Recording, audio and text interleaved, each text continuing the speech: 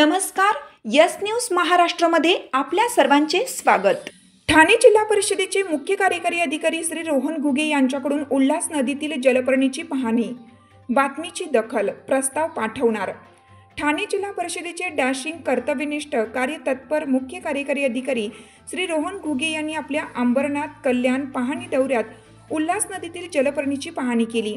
यावेळी याची व्यापकता पाहता ग्रामपंचायतींनी प्रस्ताव पाठवावे. ते प्रस्ताव शासनास पाठवण्यात येणार असल्याचे CEO श्री घुगे सर यांनी सांगितले.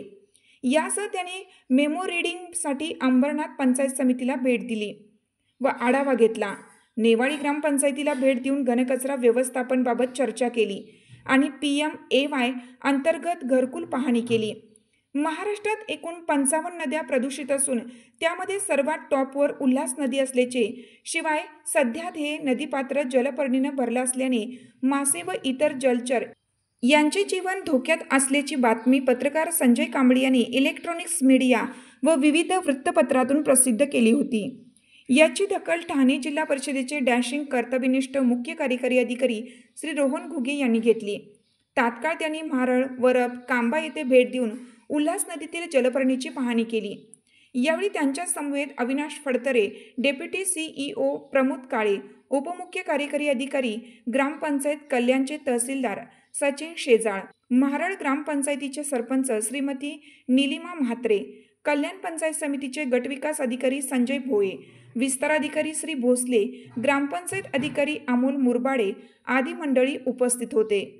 उल्हास नदीपात्रातील जलपर्णी पाहता हे काम किती व्यापक व खर्चिक असल्याने ते ग्रामपंचायतीच्या आवाक्याबाहेर असल्याचे त्यांच्या लक्षात आले.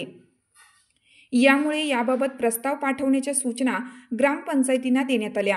यानंतर मेमो रीडिंगसाठी CEO श्री घुगे यांनी अंबरनाथ पंचायत समितीला भेट देऊन आढावा घेतला. यानंतर नेवाळी ग्रामपंचायतीला भेट देऊन तेथील घनकचरा व्यवस्थापनाबाबत चर्चा केली. शिवाय PMAY अंतर्गत घरकुल पाहणी केली. यावेळी त्यांच्यासोबत डेप्युटी CEO अविनाश फडतरे, प्रमोद काळे, उपमुख्य कार्यकारी अधिकारी ग्रामपंचायत अंबरनाथ पंचायत समितीचे गटविकास अधिकारी श्री राठोड आदी मान्यवर उपस्थित होते. दरम्यान उल्हास नदीच्या वाढत्या प्रदूषणाबाबत जलपर्णीबाबत पत्रकार संजय कांबळे यांच्याकडून बातमी प्रसिद्ध होताच त्याची तात्काळ दखल कर्तव्यनिष्ठ मुख्य कार्यकारी अधिकारी श्री रोहन घुगे यांनी घेतल्याने तसे प्रस्ताव तयार करून शासनास पाठवण्यात येणार असल्याचे सांगितल्याने भविष्यात उल्हास नदी शुद्धीकरणाबाबत येथील नागरिकांच्या आशा पल्लवित झाल्या आहेत. यस न्यूज महाराष्ट्रासाठी संजय कांबळे, सहसंपादक, मुंबई. नमस्कार. यस न्यूज महाराष्ट्रामध्ये आपलं सर्वांचं स्वागत आहे. मी आता उल्हास नदीच्या काठावर उभा आहे आणि उल्हास नदीचं पात्र पूर्णपणे हे जलपर्णीनं भरलेलं आहे.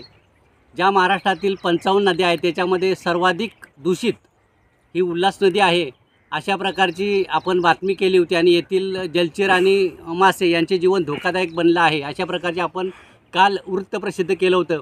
त्या बातमीची दखल जिल्हा परिषदेचे मुख्य कार्यकारी अधिकारी श्री रोहन घुगे सर यांनी घेतली आणि कालच त्यांनी या नदी परिसराचा पाणी दौरा केला.